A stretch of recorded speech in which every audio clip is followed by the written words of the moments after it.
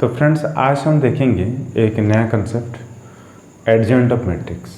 Adjoint of matrix क्या होता है और एडजॉइंट ऑफ मैट्रिक्स के हेल्प से हम इन्वर्स कैसे फाइंड करते हैं मैट्रिक्स का।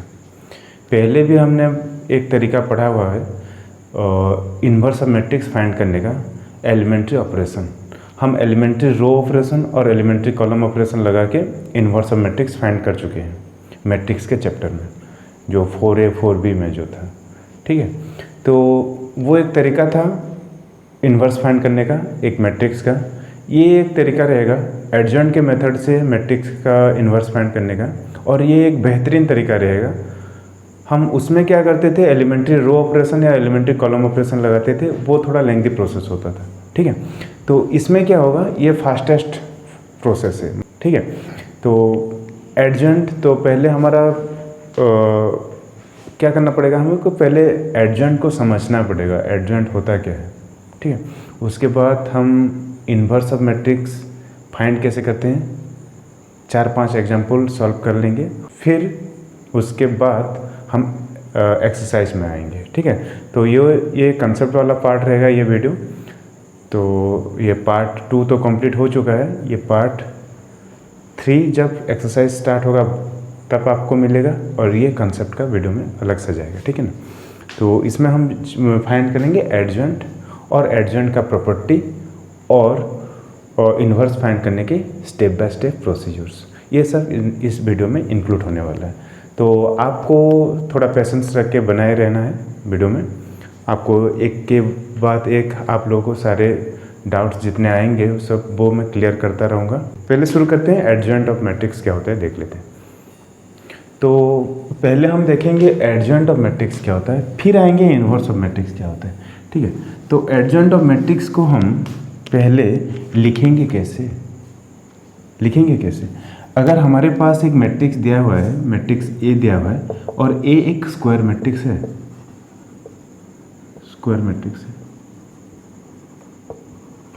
हम मैट्रिक्स के चैप्टर में भी पढ़े थे, इन्वर्स किस मैट्रिक्स का हम ढूंढ सकते हैं, जो स्क्वायर मैट्रिक्स हो। ठीक है ना, तो इसमें भी वही रूल लागू होगा, जो स्क्वायर मैट्रिक्स हो हम उसी का इन्वर्स फाइंड कर सकते हैं। ठीक है, तो ए एक स्क्वायर मैट्रिक्स हो गया। अब इसको एडजॉइंट ऑफ मैट्रिक्स हम कैसे दिखाएंगे, तो हम इसको लिखेंगे adjoint of A, adjoint A ऐसा लिख सकते हैं, और हम लिख सकते हैं adjoint A.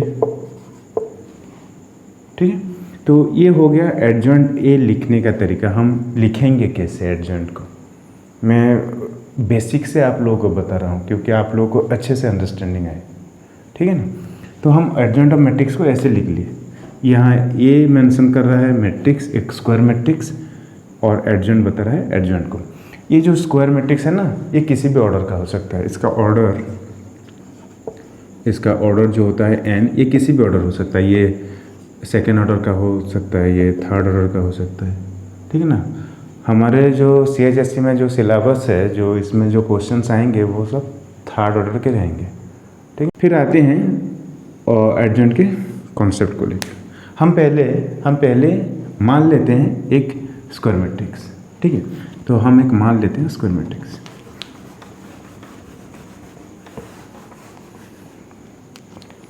Late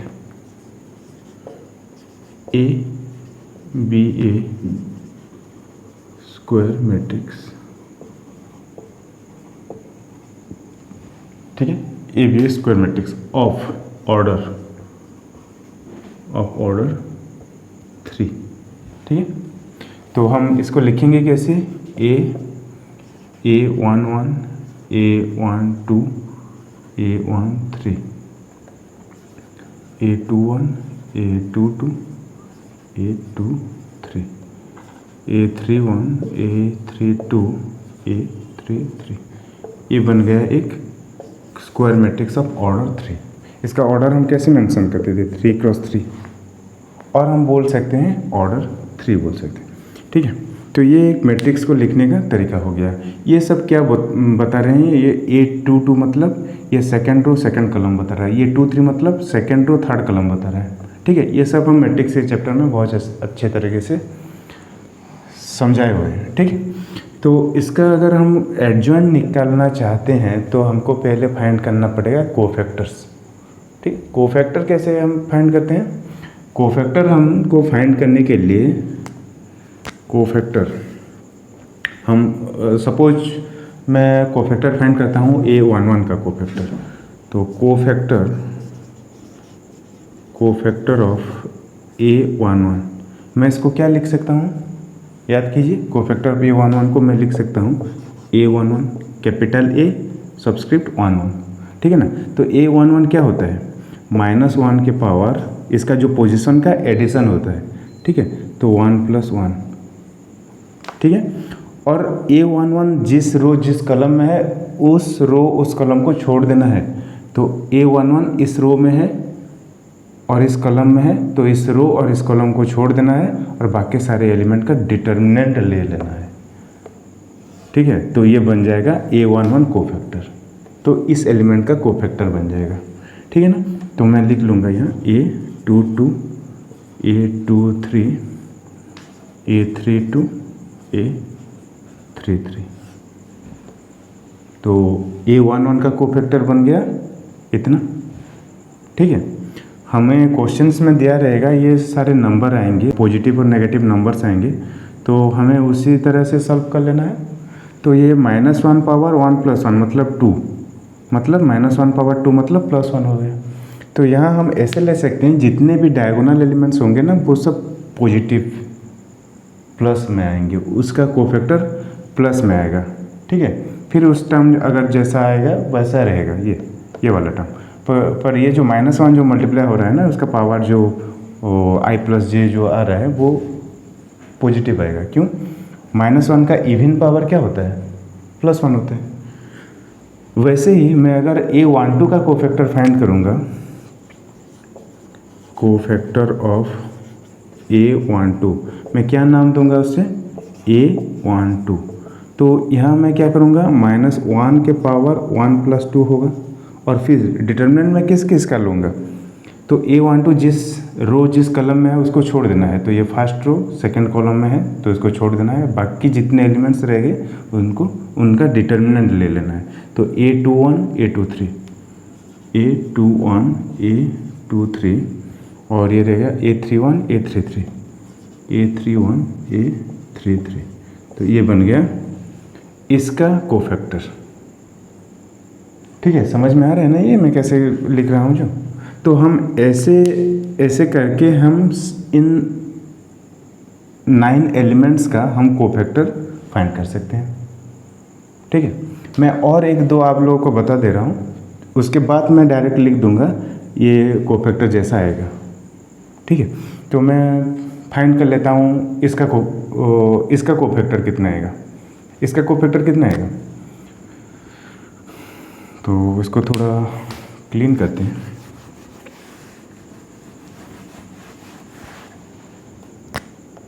cofactor of A31 का कोफैक्टर क्या आएगा? पहले तो मैं -1 लिखूंगा, -1 के पावर उसका पोजीशन का एडिशन, मतलब ये 31 में है, 31 पोजीशन में, मतलब 3 + 1। ठीक है, फिर A31 जिस रो जिस कॉलम में है उसे छोड़ देना है और बाकी के सारे का डिटर्मिनेंट ले लेना है। मतलब A12 A13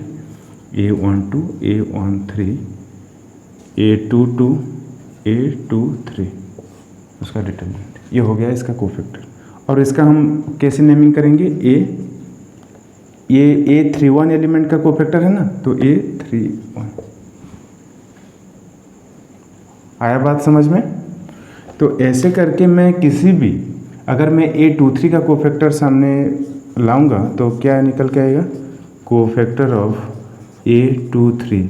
मतलब इसको मैं कैसे लिखूंगा? कोफैक्टर A23 लिखूंगा तो ये आएगा -1 पावर 2 + 3 और डिटर्मिनेंट A23 जिस रो जिस कॉलम में है उसको छोड़ देना है, सेकेंड रो थर्ड कॉलम को छोड़ देना है और बाकी सबका डिटर्मिनेंट ले लेना है।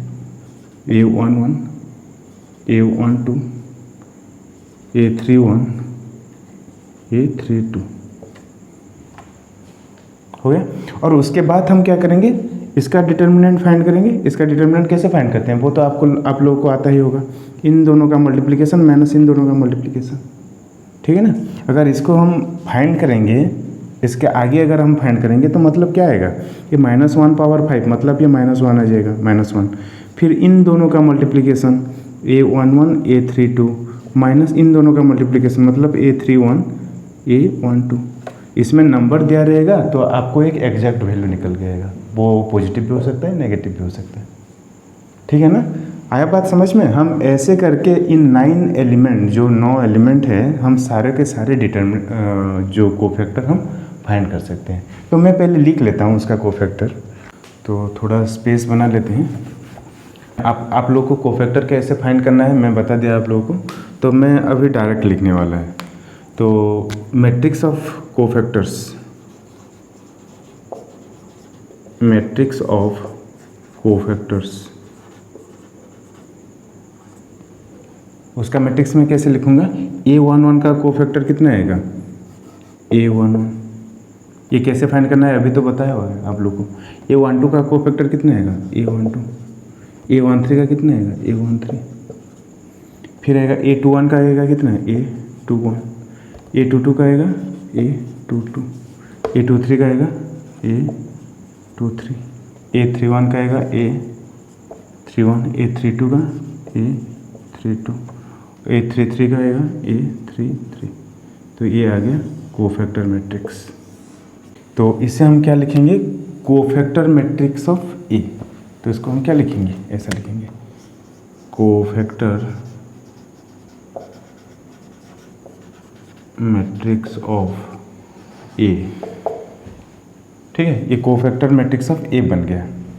तो अब हमें एडजेंट फाइंड करने के लिए क्या करना पड़ेगा, इसका ट्रांसपोज लेना पड़ेगा, इसका ट्रांसपोज लेना पड़ेगा। मतलब ट्रांसपोज कैसा होता था, जितने भी एलिमेंट रो के अकॉर्डिंग है उसको हम कॉलम के अकॉर्डिंग अरेंज कर लेंगे। तो रो बन जाएगा कॉलम और कॉलम बन जाएगा रो, तो बन गया ट्रांसपोज। तो अगर इसको हम ट्रांसपोज ले लिए, transpose of cofactor matrix of A, transpose of cofactor matrix of A, क्या बन के आएगा, जितना भी रो का एलिमेंट है वो सब कॉलम बन जाएगा। मतलब A11 मैं यहाँ A21 नहीं लिखूँगा, A12 लिखूँगा। क्यों, जितने भी रो का एलिमेंट है वो कॉलम बन जाएंगे, ठीक है। A12 A13 ठीक है। फिर आएगा सेकंड वाला A21 A22 A23, फिर आएगा A31 A32 A33, ठीक है। तो ये बन गया एडजेंट ऑफ ए। हम कोफैक्टर मैट्रिक्स का अगर ट्रांसपोज ले लेंगे तो हमें मिल जाएगा एडजेंट, उसी मैट्रिक्स का एडजेंट, ठीक है। तो इसको हम लिखेंगे क्या, एडजेंट ऑफ ए। तो इसको हम लिखेंगे एडजेंट ए, ठीक है। तो एडजेंट ए कैसे फाइंड करना है आप लोगों को पता चल गया। एक adjoint of a matrix, of a square matrix equal to transpose of cofactor, transpose of cofactor matrix of A, ठीक है। ये बनता है, इसको थोड़ा आप लोग को याद रख लेना है, ठीक है ना बच्चों। आते हैं नेक्स्ट। तो अभी तक तो हम एडजेंट का सारे प्रोसीजर देख लिया क्या कुछ होता है। तो इसको थोड़ा अच्छे से समझने के लिए हम थोड़ा एग्जाम्पल ले लेते हैं क्लैरिटी के लिए। तो हम क्या करेंगे, पहले एक एग्जाम्पल लेंगे सेकेंड ऑर्डर मैट्रिक्स, मतलब क्या हो गया, एक 2x2 मैट्रिक्स लेंगे, ठीक है ना। तो उसका एडजेंट फर्स्ट फाइंड करके देखेंगे, फिर उसके बाद हम एक मैट्रिक्स लेंगे थर्ड ऑर्डर का, मतलब 3x3 मैट्रिक्स लेंगे और उसका एडजेंट फाइंड करेंगे। ऐसे हम 2-4 एग्जाम्पल कर लेंगे, उसके बाद एडजॉइंट का थोड़ा बहुत प्रॉपर्टी समझ लेंगे और उसके बाद हम आएंगे एक्सरसाइज पर। तब एक्सरसाइज का नंबर फटाफट होना शुरू हो जाएगा, ठीक है ना। तो इसमें हम थोड़ा टाइम देना पड़ेगा थोड़ा समझने के लिए कि क्या कुछ प्रोसेस रहता है, अच्छे से थोड़ा समझना पड़ेगा वो। तो हम पहले एग्जांपल ले लेते हैं एक सेकंड ऑर्डर मैट्रिक्स का। तो दिया हुआ है एग्जांपल 2 - 1 1 3। ये एक स्क्वायर मैट्रिक्स है। स्क्वायर मैट्रिक्स का ऑर्डर कितना है? इसका ऑर्डर है 2। इसका ऑर्डर है 2। तो इसका हमें एडजॉइंट फाइंड करना है। मैं step by step detail procedure आप लोगों को समझाने वाला हूँ। ये सेकंड ऑर्डर का मैट्रिक्स फर्स्ट एग्जांपल में लिया हूँ, सेकंड ऑर्डर का 2 एग्जांपल लेंगे और थर्ड ऑर्डर का 2 एग्जांपल लेंगे। तो आप लोगों को बहुत ही अच्छे तरीके से समझ लेना है। तो मैं पहले क्या करता हूँ, हम डिटर्मिनेंट जब हमें जो मैट्रिक्स दिया होता है तो एडजॉइंट फाइंड करने के लिए हमको क्या चाहिए? फर्स्ट कोफैक्टर फाइंड करना होता है। कोफैक्टर मतलब ये सारे एलिमेंट्स का कोफैक्टर हमको फाइंड कर लेना है, ठीक है ना। तो हम पहले इस पोजीशन का कोफैक्टर फाइंड करेंगे, मतलब कोफैक्टर ऑफ 2। तो इसको हम क्या कहलाते हैं? इसका पोजीशन कितना आता है? A11 आता है। इसको हम क्या करेंगे? -1 पावर 1 + 1, ठीक है। और डिटर्मिनेंट क्या? डिटर्मिनेंट ऑफ मतलब ये जो 2 जो एलिमेंट है ना उसका रो उसका कॉलम छोड़ देंगे तो रह जाएगा क्या? 3 तो रहेगा। तो उसको डिटर्मिनेंट क्या फाइंड करना है? कुछ नहीं, 3 लिख लेना है। तो उसका आ जाएगा कितना? वैल्यू आ जाएगा इतना -3 आ जाएगा, ठीक है। वैसे ही कोफैक्टर ऑफ हम अगर निकालेंगे -1 का, कोफैक्टर ऑफ 2 निकल लिया, कोफैक्टर ऑफ -1 अगर निकालेंगे तो A12 आएगा ये, और -1 पावर 1 + 2 होगा। और यहाँ इसका रो और कॉलम छोड़ देना है तो रह गया कौन? 1। तो ये आ गया -1 पावर 3 ऑड पावर है, -1 का ऑड पावर है मतलब -1 आएगा। -1 × 1 कितना आएगा? -1, ठीक है ना। फिर कोफैक्टर ऑफ क्या आएगा? कोफैक्टर ऑफ आएगा इसका 1 का हम कोफैक्टर फाइंड करेंगे तो इसको लिखूंगा A21। इसका पोजीशन कितना है? 21 पोजीशन है ना। फिर -1 पावर 2 + 1, ठीक है। ये जो 1 जो प्रेजेंट है इसका रो उसका कॉलम छोड़ देना है और जो एलिमेंट रह गया उसको लिख लेना है। तो -1, तो -1 का ऑड पावर 2 + 1 कितना हो गया? 3। तो ये -1 × -1 मतलब +1 आ रहा है समझ में। उसी तरह से हम कोफैक्टर ऑफ अगर फाइंड करेंगे 3 तो इसका पोजीशन क्या होता है? A22। अगर ये हमें दिया हुआ है तो इसका आएगा -1 पावर 2 + 2 और 3 का रो 3 का कॉलम छोड़ देना है, रह गया 2। तो ये आएगा 2। तो अब हमें सारे के सारे कोफैक्टर पता चल गया। अब क्या करेंगे? Cofactor matrix of A find करेंगे। Cofactor matrix of A. Cofactor matrix of A क्या आएगा? इस एलिमेंट का कोफैक्टर कितना आया? 3 आया, तो मैं पहले 3 लिखूंगा। कोफैक्टर मैट्रिक्स को हम कैसे अरेंज करते थे? देख लीजिए, A11 A12 A21 A22 ऐसे अरेंज करते थे ना। तो A11 कैसा आया है? A11 आया है 3। A12 कितना आया? -1। A21 कितना है? A21 इस पोजीशन में रहता है तो आया है 1 और A22 आया है 2।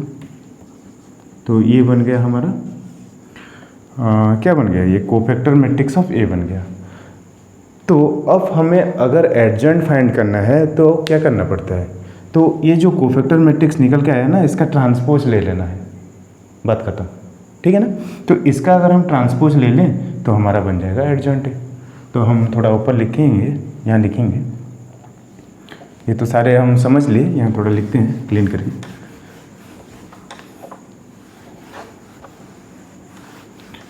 तो अब adjoint A equal to transpose of transpose of cofactor matrix of A, cofactor matrix of A, मतलब लिखेंगे क्या, एडजॉइंट ए इक्वल टू, इसका ट्रांसपोज लेना पड़ेगा ना, रो कलम बन जाएगा, कलम रो बन जाएगा, बात खत्म। तो इसका 3 - 1 और ये 1 2,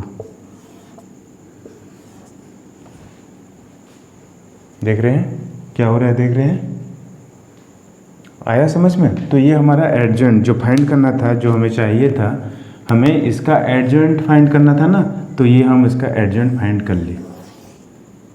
कितना आसान था। ये सेकंड ऑर्डर का एग्जांपल कर लिए। इतना अच्छे तरीके से मैं एक थर्ड ऑर्डर का भी एग्जांपल आप लोगों को समझा दूंगा, तो आपका एडजॉइंट का सारे डाउट खत्म हो जाएगा, ठीक है ना। तो इसको थोड़ा अच्छे से देखिए, इन दोनों जो दिया हुआ है, ये जो मैट्रिक्स जो दिया हुआ है यहाँ, इसको थोड़ा अच्छे से देखिए क्या कुछ हो रहा है। इसको देखिए और इसको देखिए, यहाँ भी 3 है, यहाँ 3 है, यहाँ 1 है, 1 है। जो इसमें जो एलिमेंट्स हैं, इसमें भी वही एलिमेंट्स हैं, उसका पोजीशन इंटरचेंज हुआ है। मतलब क्या, यहाँ 2 है, यहाँ 3 है, इन दोनों का पोजीशन का इंटरचेंज कर लेंगे।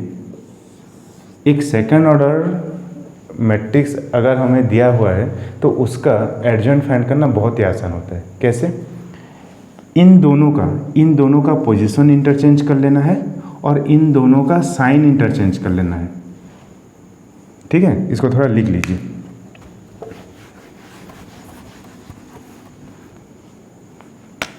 इन दोनों का इंटरचेंज द पोजीशन, इसको लिख लेना है, इंटरचेंज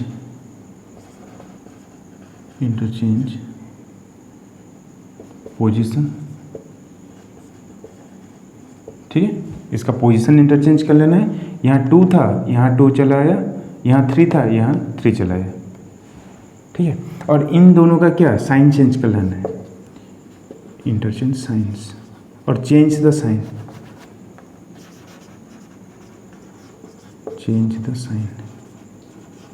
साइन मतलब अगर यहाँ क्या था, नेगेटिव था, तो ये बन गया पॉजिटिव, और यहाँ था पॉजिटिव था, तो ये बन गया नेगेटिव।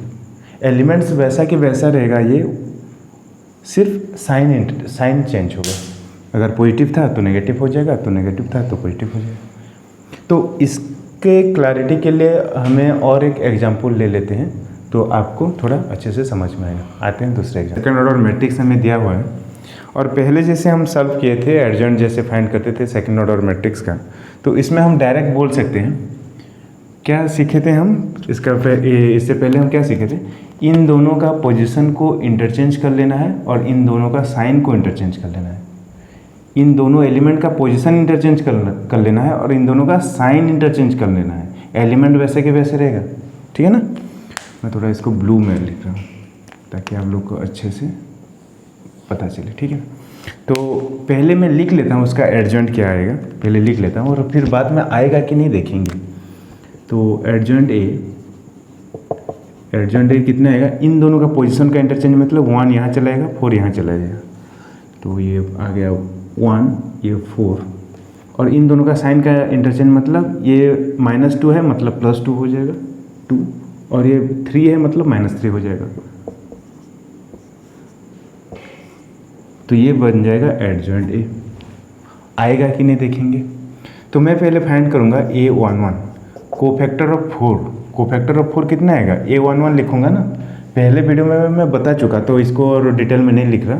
तो कोफैक्टर ऑफ 4 कितना आएगा, A11 मतलब इसका तो 1 आएगा, -1 का 1 + 1 आएगा। A12 का कितना आएगा, 12 मतलब ये 12 का आएगा ये -3, ठीक है। फिर आएगा A21 का आएगा कितना 2, A22 का आएगा कितना 4, ठीक है। अब इसका मैट्रिक्स बना लेना है हमें, तो कोफैक्टर मैट्रिक्स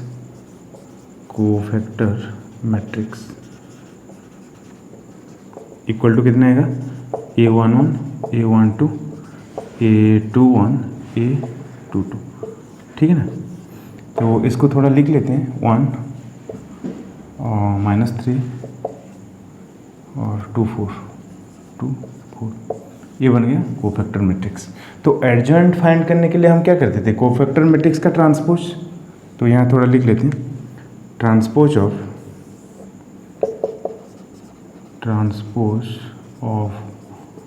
कोफैक्टर मैट्रिक्स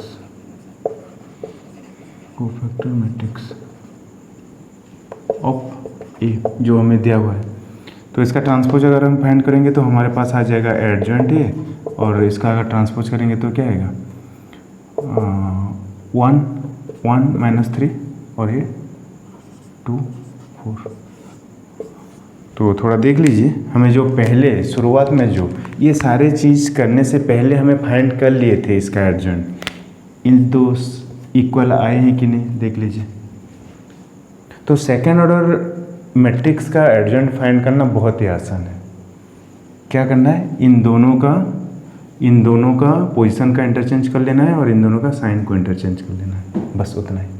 आगे अब एक लेते हैं थर्ड ऑर्डर मैट्रिक्स और उसका फाइंड करते हैं एडजॉइंट। जो मिलते हैं हम दूसरे पार्ट में, उसमें हम देखेंगे थर्ड ऑर्डर मैट्रिक्स का एडजॉइंट कैसे फाइंड करते हैं।